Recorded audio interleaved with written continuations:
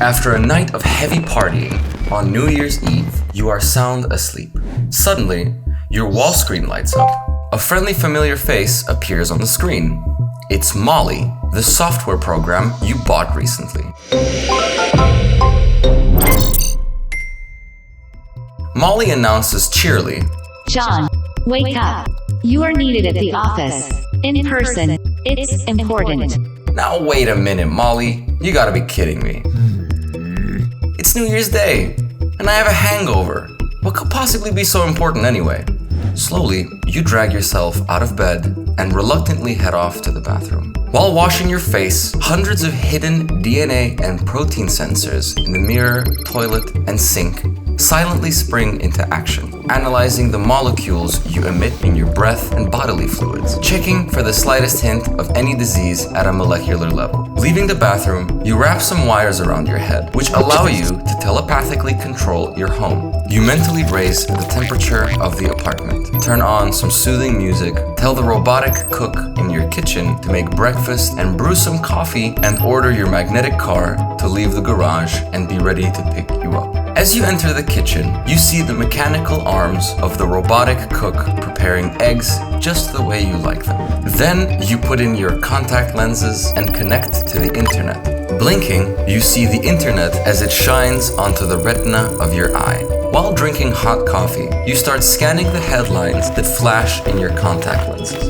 The outpost on Mars is requesting more supplies. Winter on Mars is fast approaching. If the settlers are going to complete the next stage in colonization, they need more resources from Earth to handle the freezing cold. The plan is to start the first phase of terraforming Mars by raising its surface temperature. The first starships are ready for launch. Millions of nanobots, each about the size of a pinhead, will be fired from the moon base, whip around Jupiter using its magnetic field, and head off to a nearby star. It will take years, however, before a handful of these nanobots reach their destination in another star system. Yet another extinct animal is going to join the local zoo. This time, it's a rare saber-toothed tiger, brought back via DNA found frozen in the tundra. Because the Earth has been heating up, DNA from more and more extinct animals has been recovered and then cloned to fill zoos around the world. The space elevator, after years of hauling freight into space, is now allowing a limited number of tourists into outer space. The cost of space travel has already plummeted in recent years by a factor of 50 since the space elevator opened. The oldest fusion plants are now almost 50 years old. The time has come to begin decommissioning some of them and building new ones. Scientists are carefully monitoring a new lethal virus that suddenly sprang out of the Amazon. So far, it seems confined to a small area, but there is no known cure.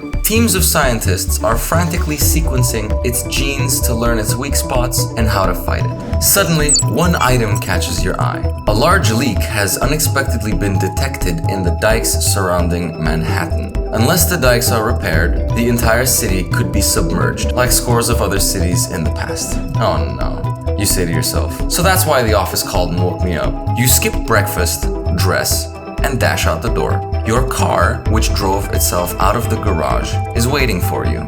You telepathically order the car to take you to your office as quickly as possible. The magnetic car instantly accesses the internet, the GPS, and billions of chips hidden in the road that constantly monitor traffic. Your magnetic car takes off silently, floating on a cushion of magnetism created by the superconducting pavement. Molly's face suddenly appears on the windshield of your car. With the car driving itself, you have time to scan the video mail left by your sister. Her image appears in your wristwatch and says, "John, remember this weekend we have a birthday party for Kevin, who is now 6. You promised to buy him the latest robot dog. And by the way, are you seeing anyone? I was playing bridge on the internet and met someone you might like." Oh no, you say to yourself. You love cruising in your magnetic car.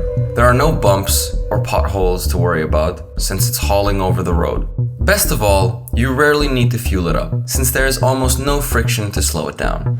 It's hard to believe, you muse to yourself, that there was an energy crisis in the early part of the century. You shake your head, realizing that most of the energy was wasted in overcoming friction. You remember when the superconducting highway first opened, the media lamented that the familiar age of electricity was coming to a close, ushering in the new age of magnetism.